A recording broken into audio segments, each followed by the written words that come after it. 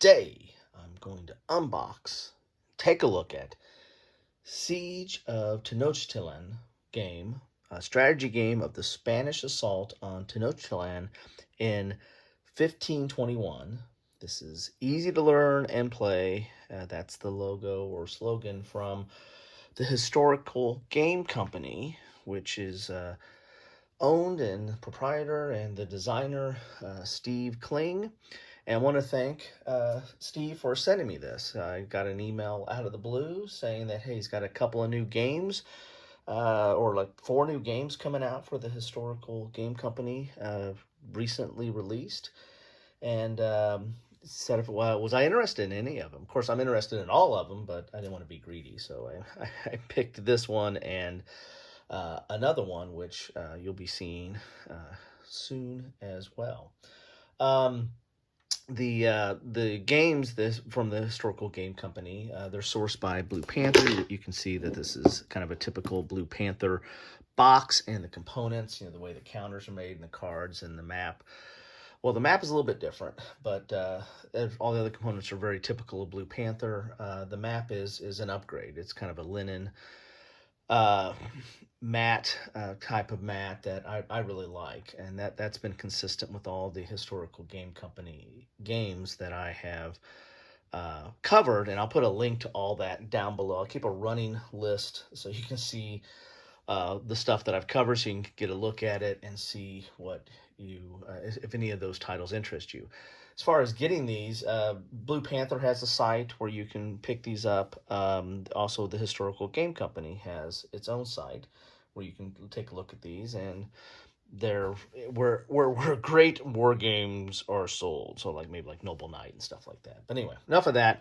Let's talk about this one. The mechanics, the components and the mechanics, I believe, are going to be similar to all the historical game company games, at least the ones I've covered, and we'll get into that, which are really kind of card driven in a lot of respects. But it is a counter hex and counter type game as well. And the interesting thing about their games are the variety of themes, and so Tenochtitlan, I'm probably pronouncing it wrong, but you expect that from me, right? But that was a very interesting siege. This was the Spanish getting into the Aztec Empire. This current site is Mexico City, and this was a very interesting aspect of colonialization, or the Spanish invasion into the New World, so to speak. So let's look at the back of the box here. You can see the contents, example of the counters right there. And we have a little bit of a blurb here. Mexico, 1521. Cortez and his Spanish soldiers are bent on capturing all of the Aztec gold. The Aztecs have belatedly realized the danger of the conquistadors and have summoned their entire army to destroy them and their renegade allies, such as the Tlaxcans. Cortez realizes only the capture of the Aztec capital will save his men, and he devises a plan to attack by land and by sea. The Aztecs are nearly through the plan to destroy, are ready, though the plan to destroy all of Spanish forces. The stage is set. All right, so this is a low to moderate complexity governing the Spanish assault on the Aztec city of Tenochtitlan. In 1521, the game takes about 90 minutes to play. One player commands the Spanish and the Allies, and the other player commands the Aztecs. Cards vary game play. So let's get in here and take a look at this. When I said card-driven, it's not your typical, card-driven game where there's action points and stuff. There's just a heavy influence of the cards on gameplay. So here we go. It's trying to jump out of the box to play. So here's a counter sheet, as it is. So you can see the counters come out pretty easy, and these are typical Blue Panther counters, very thick, laser cut type counters. Cool, double-sided there. Ooh, a lot of these are falling off the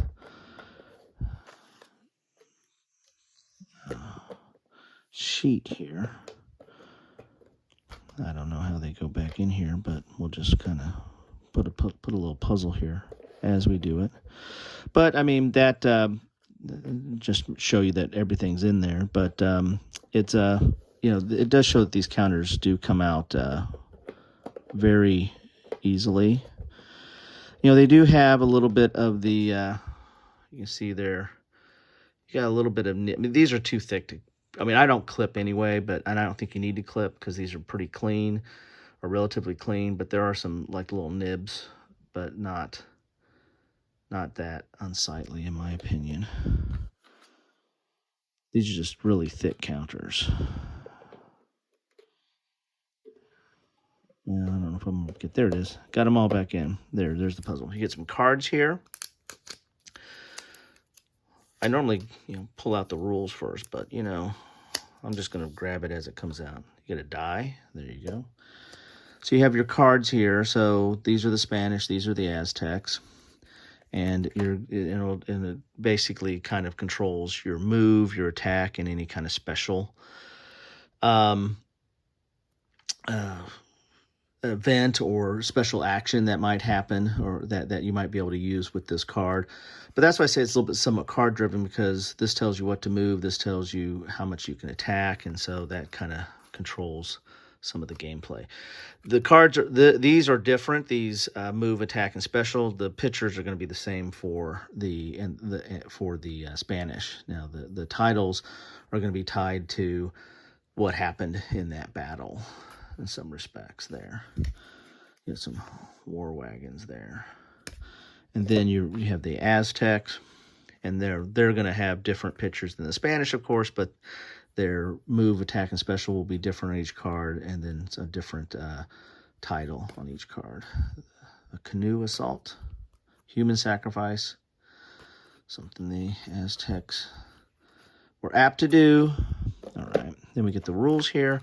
And again, this isn't a very big investment or not a large time commitment to get into these rules. You're talking 4 pages, actually a little less than 4 pages. The back page here is you've got your terrain chart here. So the rules themselves, dual column, color, explaining some images, or like, you know, the counters and images of the cards there. But that's it. That's the rules. So you're really looking at 3 pages. A dual column, and it's decent sized print, so not that hard of a game. And again, once you understand the cards and how the cards interact with the game, you're there, because the rest of it is kind of a hex and counter game. Here's a combat unit. You have an attack range, you have attack factor, defense factor, movement factor. Hey, does that sound familiar? You've got the unit type and designation, and then they have different silhouettes, which I like for the different types of units there. So you got the Aztec infantry, Spanish cavalry and artillery, and Spanish infantry. And you got canoes and brigantines.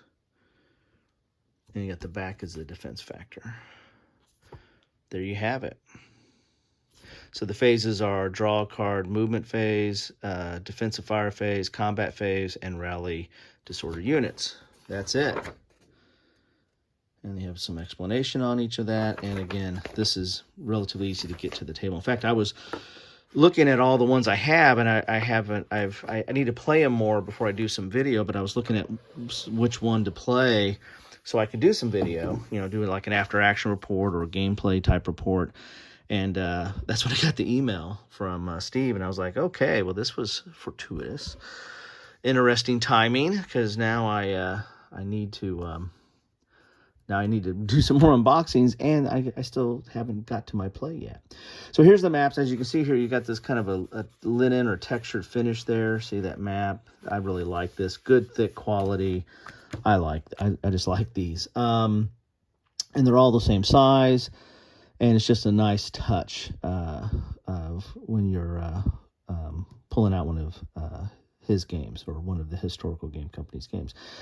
So here's the Mexican Lagoon. So this, you know, kind of surrounds the capital.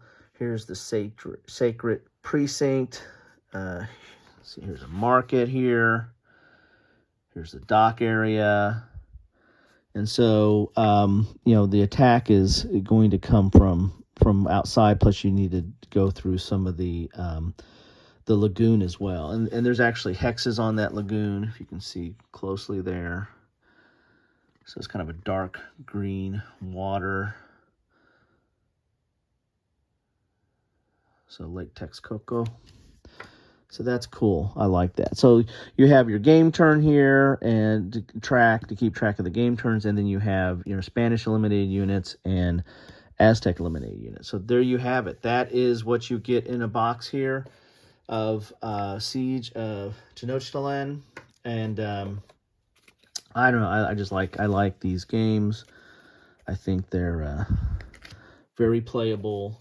They're almost an introductory war game, and when I say introductory, I'm not saying super simple and no decisions or no thought in there. There's definitely a game in here. There's definitely decisions to make.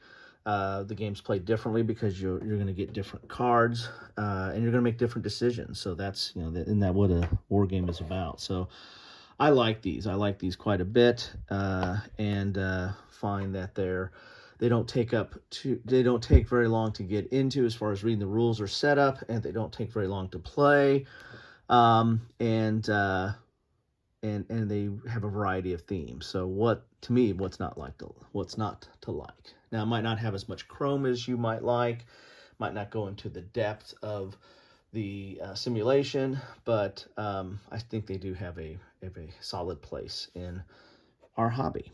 Anyway, that's what I have for you today. Thank you so much for stopping by, and thank you, Steve. Thank you for sending me this, and thank you, Blue Panther, for distributing it. So a lot of thinking going on there. And again, thank you for stopping by. I know you have a lot of choices.